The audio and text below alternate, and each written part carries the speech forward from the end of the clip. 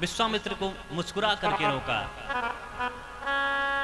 विश्वामित्र कहते हैं, रघुकुल मन दशरथ के जाए, मम हित लागी नरेश पठाए। ये दोनों दो दशरथ के ढोटा, बाल मरा लही के कल जोटा। ये दोनों दशरथ के पुत्र हैं। एक का नाम राम है और एक का नाम लखन है। राजा दशरथ ने मेरे कार्य सिद्धि के लिए इन दोनों को जो है मेरे साथ पठाया है, मेरे साथ भेजा है। इस तरह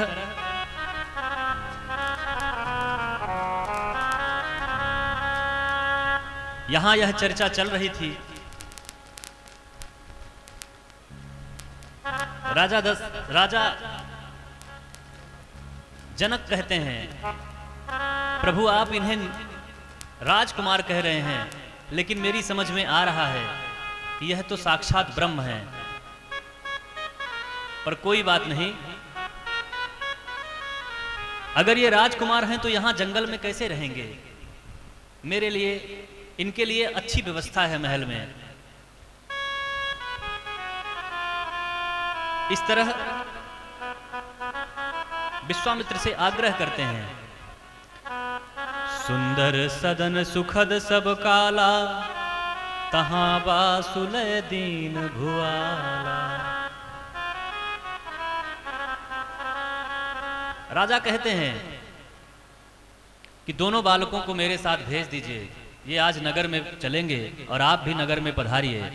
इस तरह राजा के आग्रह पर विश्वामित्र ऋषि राम और लक्ष्मण को लेकर के नगर में प्रवेश करते हैं। जैसे ही नगर में दोनों लोगों का प्रवेश होता है, नगर के सभी नर नारी दोनों सुंदर बालकों को देखने के लिए रास्ते में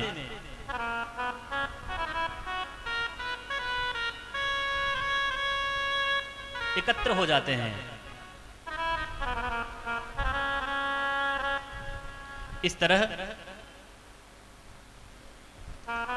दोनों बालक आज राजमहल पहुंचे हैं। रात्रि का समय हुआ है।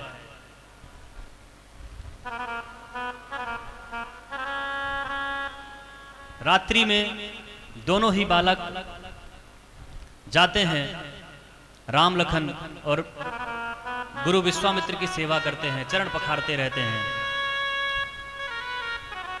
बार बार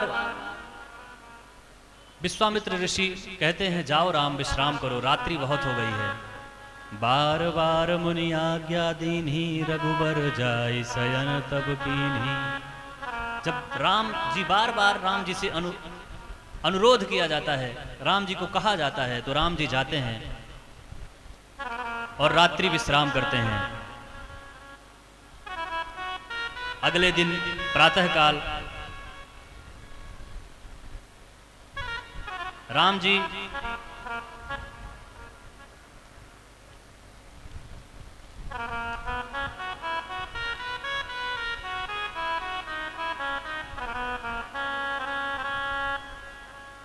प्रातःकाल राम जी और लखनलाल दोनों विश्वामित्र के सामने उपस्थित होते हैं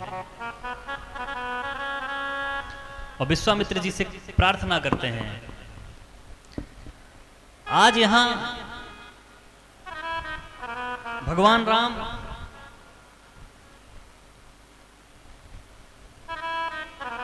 विश्वामित्र ऋषि से ओट में बात करते हैं। कहते हैं, गुरुवर, लखन कुछ चाहता है लेकिन संकोच के कारण आपसे कुछ कह नहीं पा रहा है। लखनलाल चकित होकर के राम जी की तरफ देखने लगे कि भैया मैंने कहां कुछ कहा।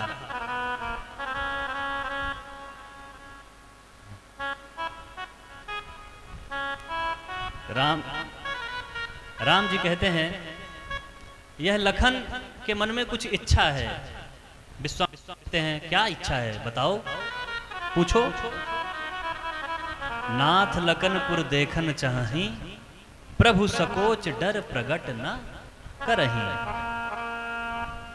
इस संकोच के मारे, डर के मारे आपके ये कह नहीं पा रहा है, लेकिन यह नगर देखना चाहता है। ऋषि विश्वामित्र बोले, ठीक है, अगर लखन की नगर देखने की इच्छा है तो मैं इसे नगर दिखवा दूंगा।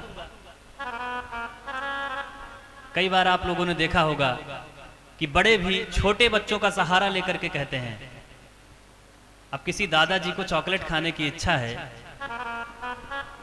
तो बच्चे को कहेंगे, इधर आ, ये ले, बहुत देर से चॉकलेट कर रहा था, जा चॉकलेट लेके आ। चॉकलेट मंगवाएंगे। जब चॉकलेट लेकर के आ जाएगा और खाने लगेगा, अकेले अकेले खा रहे हो, सब कुछ बांट के खाना चाहिए ना। इस तरह कई बार बड़े भी अपनी इच्छाओं की पूर्ति छोटों के सहारे से करते हैं। लक्ष्मण आज चकित हैं कि भैया को क्या हो गया है, इतने उत्साहित तो ये कभी नहीं थे। इस तरह विश्वामित्र ऋषि बोले, ठीक है, मैं लखन को दिखवा दूंगा नगर। राम जी को लगा कि अब बात बिगड़ रही है। अगली लाइन राम जी ने कही, जो राउर आयसु मैं पावो, नगर दिखाई तुरंत ले आवो। अगर आपकी आज्ञा हो तो मैं जाता हूं और इसको नगर दिखा करके ले आता हूं। विश्वामित्र के मन में लगा, क्यों भाई, तुम पहले से देख आए हो क्या कि दिखा करके ले आते हो? विश्वामित्र समझ गए, मन ही मन मुस्कुराए हैं और बोलते हैं, जाई देखिया बहु नगर, सुख निधान दो भाई, करहु सुफल सबके नयन, सुंदर बदन दिखाई। इस तरह राम जी और लखन जी नगर घूमने जाते हैं, शाम में लौटते हैं, शाम को आकर के सेवा करते हैं। अगले दिन प्रातःकाल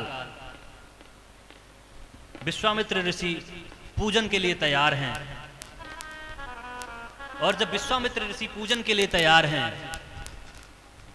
तो राम जी ने कहा कि मैं पास से बगीचे से जाकर के आपकी पूजा के लिए पुष्प लेकर के आता हूं। इस तरह समय जानी गुरु आया सुपाई, लेन प्रसून चले दो भाई। गुरु से आज्ञा लेकर के दोनों भाई फुलवारी में फूल लेने के लिए जाते हैं। यहां से बाबा तुलसी ने श्रृंगार रस का वर्णन किया है। बाबा की कितनी मर्यादित लेखनी है। रामचरितमानस में 9 के 9 रसों का समावेश है। ये ऐसा साहित्य है जिसमें आपको सब कुछ देखने को मिलेगा।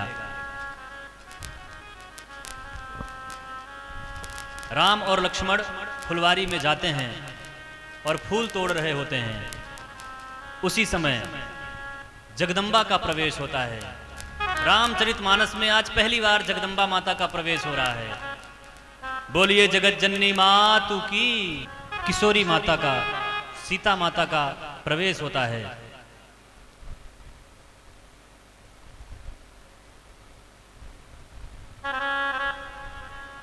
माता सीता पार्वती माता का दर्शन करने, उनका पूजन करने के लिए फुलवारी में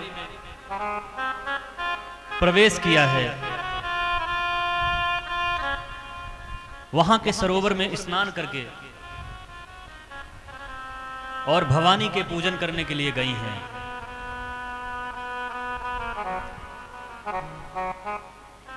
उसी उपरांत उनमें से एक सखी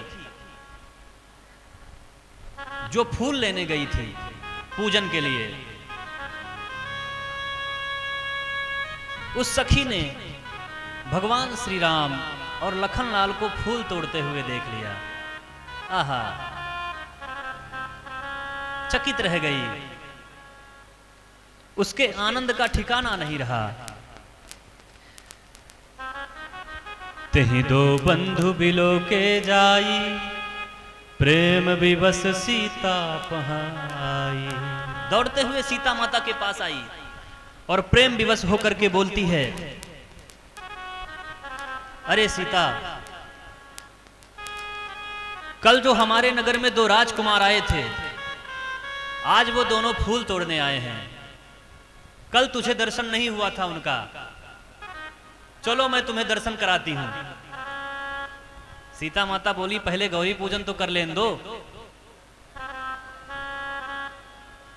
बोले, अरे गौरी माता कहीं नहीं जाएंगी, पर वो राजकुमार चले जाएंगे तो फिर तुम्हारा दर्शन नहीं हो पाएगा। बहुत सुंदर हैं।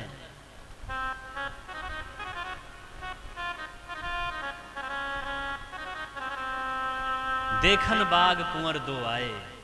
ये दोनों राजकुमार बाग घूमने के लिए आए हैं।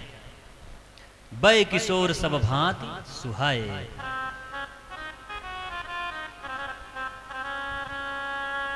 चलो मैं दो, एक श्याम वर्ण का है और एक गौर वर्ण का है। सीता माता ने पूछा, और क्या विशेषता है उनमें? बोले, जिसने उनको देखा है वो बोल नहीं सकती, और जो बोल सकती है उसने देखा नहीं है। अर्थात मेरे नयनों ने उनको देखा है, तो नयनों के पास शब्द नहीं है, वाणी नहीं है, और वाणी के पास दृष्टि नहीं है। मैं क्या कहूं कैसे हैं? चलो तुम स्वयं अपने आंख से देख लो। इस तरह सखी के कहने पर जगदननी जगदम्बा मां सीता उस ओर जाती हैं जहां प्रभु फूल तोड़ रहे थे।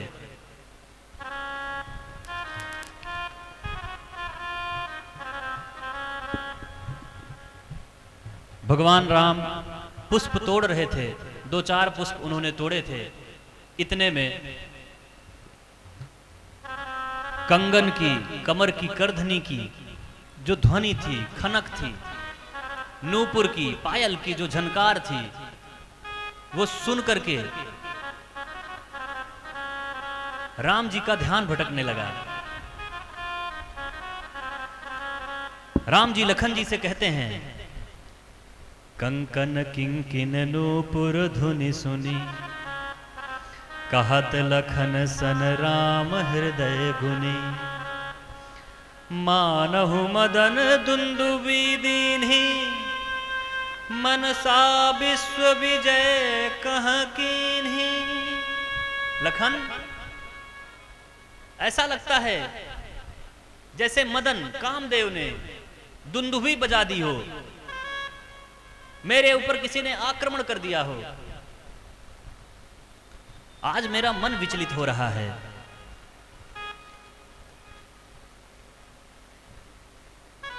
इस मधुर ध्वनि को सुन के पता नहीं क्यों मेरा मन मेरे नियंत्रण से बाहर जा रहा है। राम ऐसा कह रहे थे और उसी समय बाबा तुलसी लिखते हैं, राम जी ने जैसे ही उनको दूर से देखता, देखते रह गए, जैसे कोई चकोर बादल को देखता रह जाए। इस तरह राम जी माता सीता को एकटक देखते रह गए। लखन, क्या तुम इनको पहचानते हो? यह कौन है?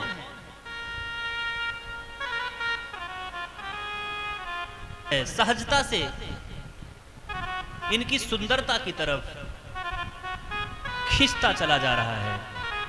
राम जी बाहरी सुंदरता नहीं देखते, मेरे राम जी तो मन के अंदर की सुंदरता देखते हैं, कौन अंदर से कितना पवित्र है। इस तरह राम जी देख रहे थे प्रभु को, राम जी देख रहे थे माता सीता को। लक्ष्मण जी ने सोचा, आज मेरे प्रभु कैसी बात कर रहे हैं, इसके पहले तो भगवान ने ऐसा कभी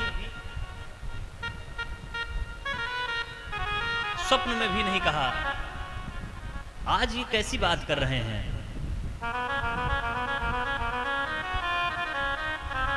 जैसे ही जगदम्बा नजदीक आ रही थी, लक्ष्मण ने प्रभु की ओर देखा कि अरे ये तो सुबह सुबह ऐसे ही बिना नहाए चले आए हैं।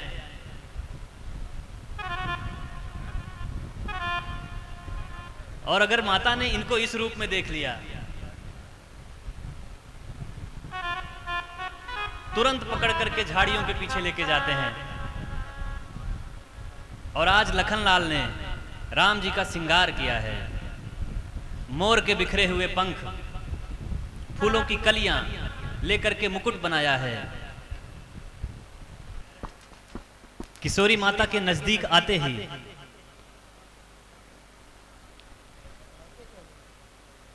लता की ओट से भगवान अचानक प्रकट हो गए। जैसे ही सीता माता किशोरी ने भगवान को देखा, एकटक देखती रह गईं, उनकी आंखें खुली की खुली रह गईं। जैसे ही सीता माता को थोड़ा होश आया, तुरंत उन्होंने अपने नेत्र बंद कर लिए, मानो भगवान को अपने नेत्रों में कैद करना चाहा है।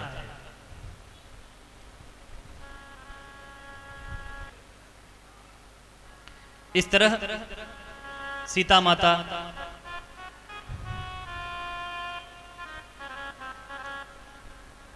नेत्र बंद करके खड़ी हैं।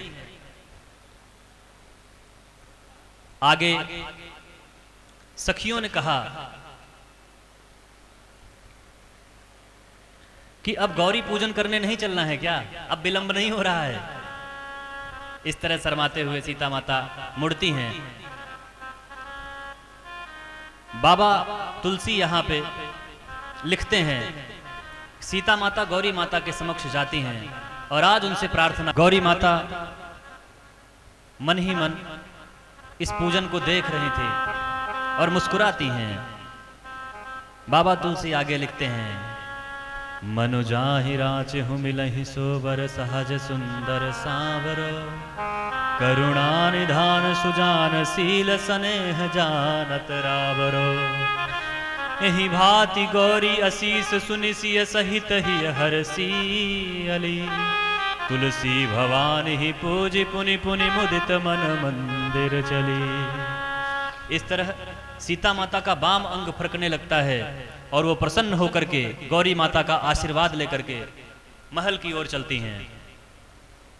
राम और लक्ष्मण लौट करके आते हैं और आज गुरुदेव को सारी बात बता देते हैं कि गुरुदेव फुलवारी में क्या क्या हुआ। यह राम का आदर्श है, राम के लिए कुछ भी पर्सनल नहीं है, कुछ भी उनका निजी नहीं है। इस तरह दोनों भाई लौट करके विश्वामित्र ऋषि को संपूर्ण बात, संपूर्ण कहानी से अवगत कराते हैं। पूजन के लिए पुष्प अर्पण करते हैं, देते हैं। विश्वामित्र कुछ नहीं बोले, पूजा करने चले जाते हैं। और पूजन के उपरांत जब विश्वामित्र लौटते हैं तो कहते हैं, सफल मनोरथ हो तुम्हारे, राम लखन सुनी भय सुखारे। आप दोनों के जो मनोरथ हैं वो सफल हो जाएंगे। मनोरथ तो केवल श्री राम का था, फिर दोनों को क्यों आशीर्वाद दिया। किसी संत ने कहा कि सीता माता की एक सखी उर्मिला थी, और लखनलाल की भी मन में इच्छा थी। इसीलिए उस मनोरथ को सिद्ध करने के लिए विश्वामित्र ऋषि ने दोनों जन को आशीर्वाद दिया है। इसके बाद बाबा तुलसी धनुष यज्ञ का वर्णन करते हैं। आज सुबह से ही धनुष यज्ञ की तैयारियां चल रही थी। अनेकानेक खूबसूरत राजकुमार अपनी अपनी संपन्नता के साथ नगर में प्रवेश कर रहे थे। सतानंद आदि ऋषि महात्मा सब समस्त तैयारियां कर रहे थे। इतने में राजा जनक ने विश्वामित्र के लिए बुलावा भेजा, संदेशा भेजा, और विश्वामित्र ऋषि दोनों बालकों को लेकर के रंग मंडप पे पहुंचते हैं। भगवान को देख करके जिसकी जैसी भावना थी, जिनके रही भावना जैसी, प्रभु मूरत देखी तिन्ह तैसी। जिसकी जैसी भावना थी भगवान उनको उसी तरह दिख रहे थे। इस तरह रंगभूमि में विशाल मंच के ऊपर धनुष रखा हुआ था। राम और लक्ष्मण ऋषि विश्वामित्र के साथ वहां प्रवेश करते हैं। इसके बाद रंगभूमि पर जब सीता माता का प्रवेश होता है, रंगभूमि जब सिय पगधारी, देखी रूप मोहे नर नारी। जैसे ही सीता माता रंगभूमि में पहुंचती हैं, सभी नर नारी मोहित हो जाते हैं उनके स्वरूप को देख के। ऐसा अलौकिक रूप, ऐसी अलौकिक शोभा। इस तरह सीता माता का प्रवेश होता है। इसके बाद बोले बंदी बचन बर, सुनहु सकल महिपाल। बताते हैं बंदी जन, समस्त राजा सुन लीजिए, जो इस धनुष पर प्रत्यंचा चढ़ाएगा उसी के साथ जगत जननी, उसी के साथ जननी जानकी का विवाह होगा। पहली पंक्ति पर जो राजा खड़े थे सब उद्यत हो गए। एक एक करके सब ने जाकर के अपने बल का प्रदर्शन किया। कोई धनुष उठा नहीं पा रहा था।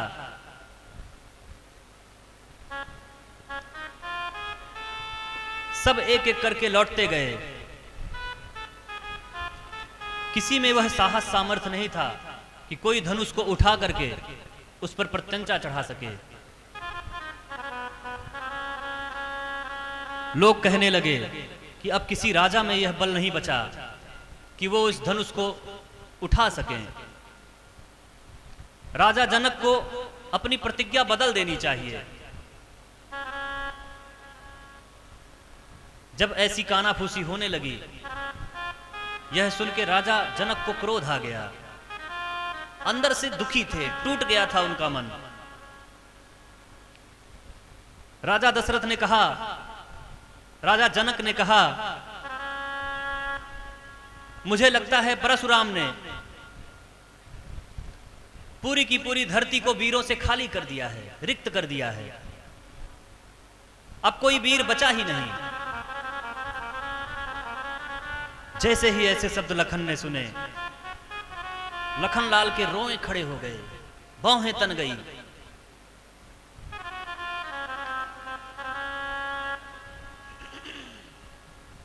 अंदर ही अंदर तिलमिला उठे लखनलाल।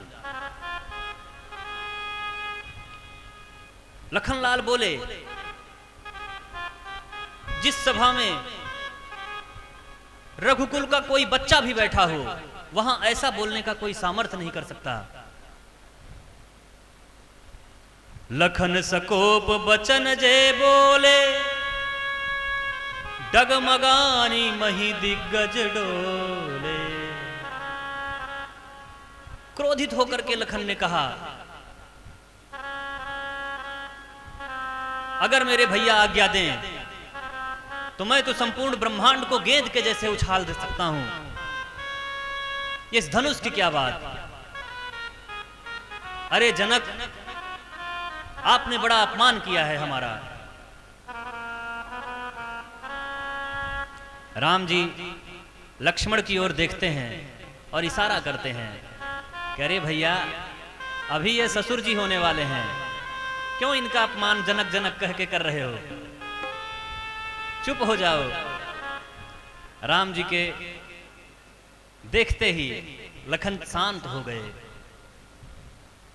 जैसे ही विश्वामित्र ने इस अवसर को देखा,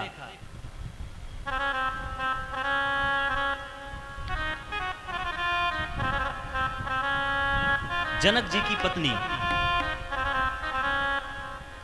सुनैना माता, इनके मन में घबराहट होने लगती है।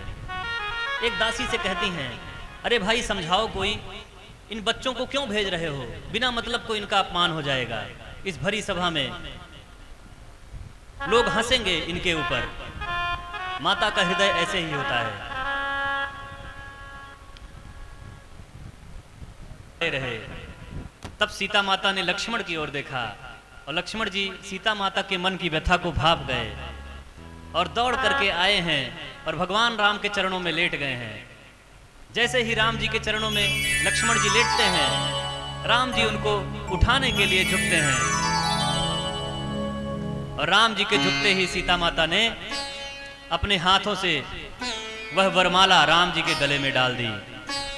बोलिए किशोरी मातु की जय, सियावर रामचंद्र की जय। सियर जयमाल राम उर्मेली, गावहीं छवि अबलो की सहेली। इस तरह राम जी के गले में सीता माता जयमाला डालती हैं। आज के प्रसंग का यहीं पर विराम करेंगे। कल भगवान राम का विवाह उत्सव मनाएंगे।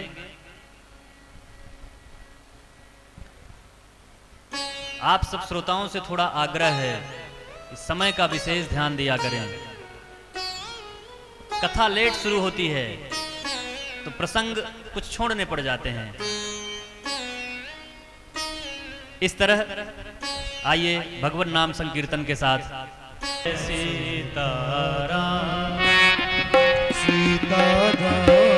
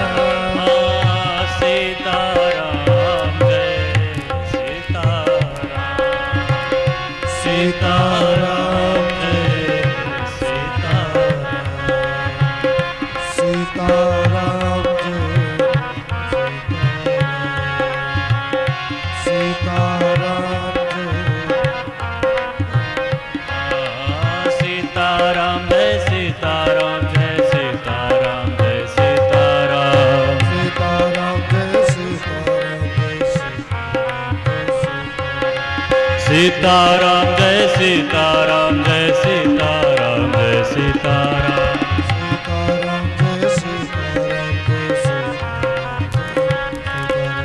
सीताराम जय सीताराम जय सीताराम जय सीताराम सीताराम जय सीताराम जय सीताराम जय सीताराम